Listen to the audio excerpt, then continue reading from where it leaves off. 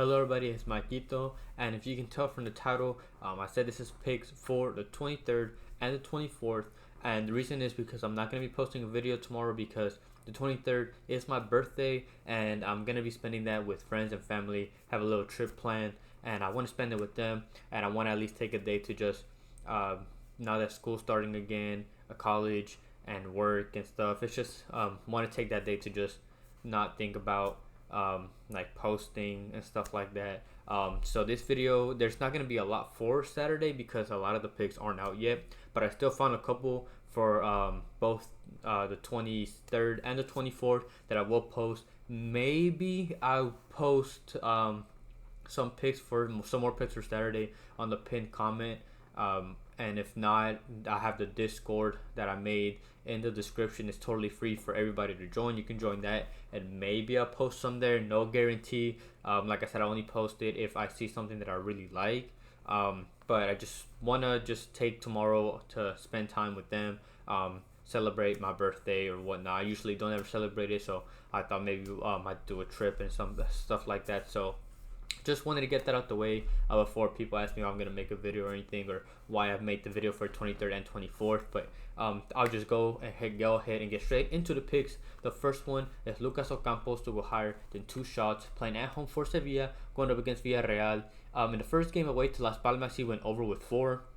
And when he played them at home, he played them in one of the games at home, and he had 2. So he had those 2 that he needs, and he was used a lot last season as a either right mid / left mid and a 3-back, so he would have to overlap a lot and come back to defend. But this game, he's projected to play much more as a winger. Even if he plays as a left mid or right mid, I still like this mark. But especially since he's projected to play as a winger, I like this mark. He averaged 2.1 shots at home last season, and he took 41 shots with his right, and he took 20 headers, which is surprising because he's not that tall of a player, but he wins 60% of his aerial duels, so if he gets those chances, good chance he gets those too. And he shot 46 shots from inside the box and 18 from outside the box, and I think at 2.0, I think it's a pretty safe spot. Villarreal are not a really good defensive team or anything. Away from home, they allowed a decent amount of shots last season, so for a player that shoots anyways, and now it's going to be more of an attacking role win over the first game, I like Lucas Ocampos to go higher than 2 shots. My next prop is Lucas Hardecki to go higher than 2.5 saves, playing away from home for Leverkusen, going up against Mönchengladbach. Last season, he averaged 2.36 saves per 90 and saved 76.5% of his shots, which is pretty good. And for Leverkusen's side that were undefeated in the league, he still averaged 2.36 saves, which shows you that Leverkusen were still not like the best defensive team or anything. Gladbach in both of their games against them had 2 and 3 shots on target. And Gladbach, in my opinion, have some really good and underrated signings that they had this season. They picked up a new striker in Thankszs, who had 15 goals and assists in 33 games against Heidenheim. Heidenheim did really good last season for a newly promoted side, and he was the head of it. And now they picked him up, the best player on their team, and now up top for them as a striker. I think he's a good pickup. They also picked up Stoger, who plays as either center mid or a cam, likely to play as an attacking midfielder for Gladbach, who had 16 goals and assists. He had 7 goals and 9 assists. He was a great and underrated playmaker last season that nobody talks about, who averaged 4.27 chances created per 90. And that was with his Bochum side, who was like, I'm not sure if they got relegated, but they were bottom 3 in the league, and he was like the heartbeat of the team in the attack. He was another very underrated pickup. And they still have Anderson Plea on their side, who's another underrated attacking threat. And Leverkusen also gave a decent amount of shots away from home last season. When they played at home against Leverkusen, Gladbach had 12 shots, 2 of those being on target. But now they have a better team, and I think they're going to get good opportunities. They had a great preseason, and I think 2.5 is a good mark to take for him. I like Lucas Hardecki to go higher than 2.5 saves.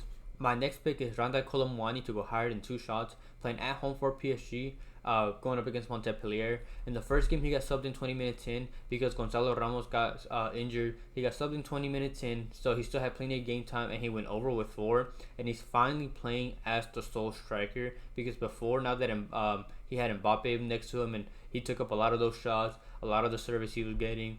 But now he's going to be the main striker. He's going to be the main focus in the attack when it comes to going up top. And he's going to be getting great service from Ousmane Dembele, Barcola, Vitinho, Hakimi, Fabian Ruiz, and even Neves, another underrated pickup, who had 2 assists off the bench last game. So he's going to be eating great service against Montpellier, who gave 11 shots at home against Strasbourg. And now PSG have a much better attack. If you look at the 2 games that they played against each other last season, PSG took 21 shots at home and 16 away. So I think this is going to be a good mark and a good matchup for him to exploit. If you look at in the Bundesliga, when he had that breakout season for Frankfurt in the Bundesliga, as a sole striker, he averaged 2.62 shots per 90, and from that he averaged 2.9 at home. And now he's the only striker. He's playing against Montpellier side, who isn't good defensively or anything, and I think this is a good mark to take for Kolo Muani to go higher than 2 shots. My last player prop for Friday the 23rd is Vitinho to go higher than 92.5 touches, playing at home for PSG, going up against Montpellier. He went over last game away from home to Le Havre with 135 touches with 76% possession. And PSG is a high possession team, so it's not like 76% is out of the ordinary for them. They usually have at least 60 to 65, and even then I like this mark for him to go over this mark. And if you look at the last couple games that he had for PSG last season, he went over with 138, 119. He had 78 and went under, but that was against Dortmund in the Champions League. But in the other game against Dortmund, he went over with 93.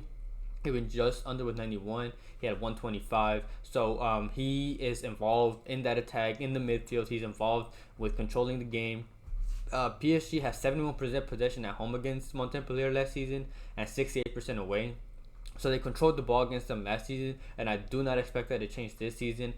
In that away game, he didn't play in that home game where they had 71%, but in the away game against him where they had 68%, he went over with 99, and now he's going to be playing as the central midfielder, not like the central one in the 4-3-3. So he's going to be he helps in the attack, and he's going to be in defense, helping controlling the tempo, moving passes between him and the center backs. So he's going to be controlling the tempo, high possession team. I honestly think this is a really good mark for Vitinho to go higher than 82.5 touches. Like I said, I had a couple props for Saturday. There's not a lot out, but I did find at least 2 that I go ahead and give you guys out now. And the first one is Jamie Vardy to go higher than 2 shots, playing away from home for Leicester, going up against Fulham. It's his return to the Premier League. He had 2 shots in his first game against Tottenham, and when he played Fulham 2 seasons ago in the Prem, he had 3 and 2 shots. So it's not like he has bad history against them or anything.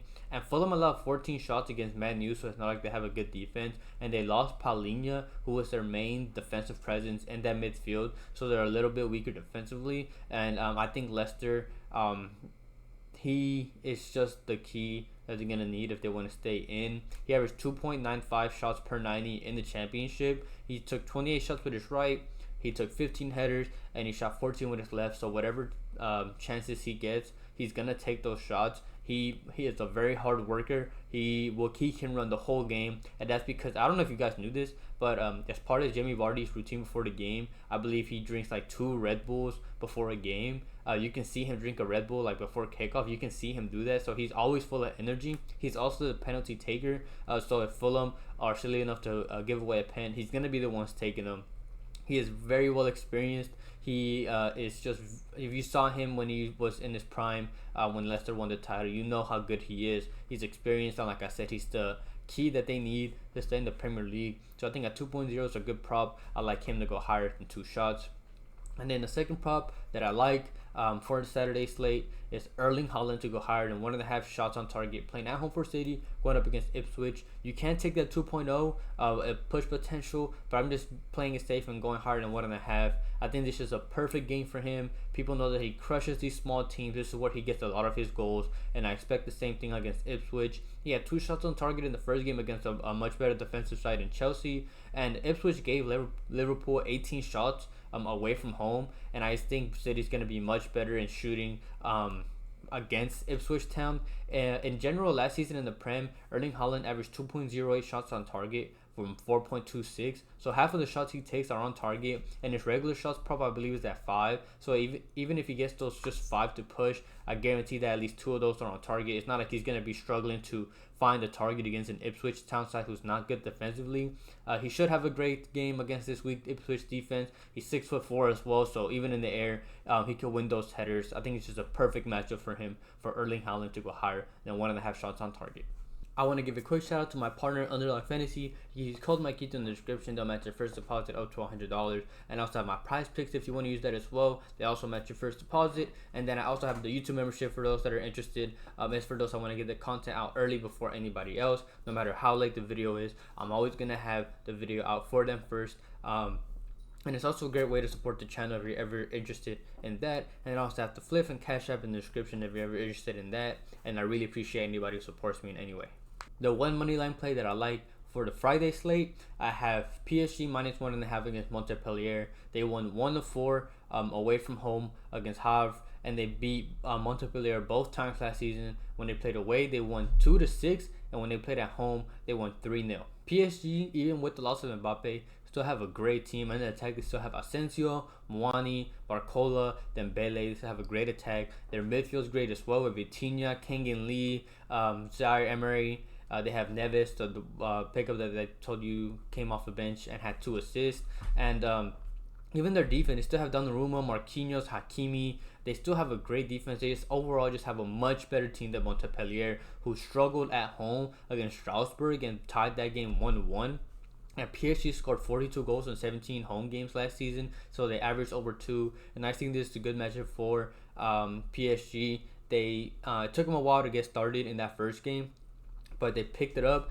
They tried playing youngster in the first half, took him out. Once they put in Dembele, Barcola, Colomani off the bench, that attack really showed, and I expect them to start them at home in this first home game for them. So I like this prop. I like PSG -1.5 against Montpellier. And then the second prop, this is for the Saturday slate. Also, before I give that, I know some people with the money lines don't know where the leagues are from, and I forget to mention it. So the first prop, the PSG one was in France, League 1, LIGUE, and then the second one is in this Italy, Serie A. If you are familiar with the channel and you've told my props from last year's European season, you know that this cashes every time for us, and that's the Inter Milan first half through a money line against Lecce. When they played at home last season in the league, this cashed almost every single time, and you get pretty good value for it. They hit this mark in 16 out of 19 games at home. They scored 24 goals in those games, only conceded 2. So their defense is great. They still have the same team. They haven't lost any pieces. I just think Lecce is no match for this Inter Milan side. They lost 0-4 at home against Atalanta in the first game, and now they're playing the better attack at Inter Milan.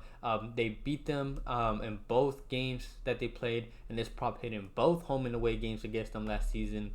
And Inter is just a much better team. They're the Serie A champions for a reason. They have a great squad with Lautaro, Thuram, Hakan Çalhanoğlu. They have Varela, they have Di Marco. They even picked up Taremi as a striker from Porto, who's another underrated signing. I didn't even know he went there until I was looking at the lineups from last game. And in those 2 games that they played last season, they won 0-4 and 2-0. So they have a great history against them. This prop in general just cashed almost every single time last season at home. So there's no reason not to take it. So like the Inter Milan first half 3 money line against Lecce. Thank you everybody for watching. Like I mentioned earlier, there won't be a video Friday night for Saturday just because I'm going to be out. I want to celebrate with my family. If you see my shirt moving, he's over here playing. But other than that, I did find those props. I'm done again. Even for tomorrow's games, I might have some added plays. They would be in the pinned comment, and then tomorrow, if I do have any, could be in the same video or maybe in that Discord you can join for free in the description. I hope everybody has a good night, a good day, and we can cash out both Friday and Saturday.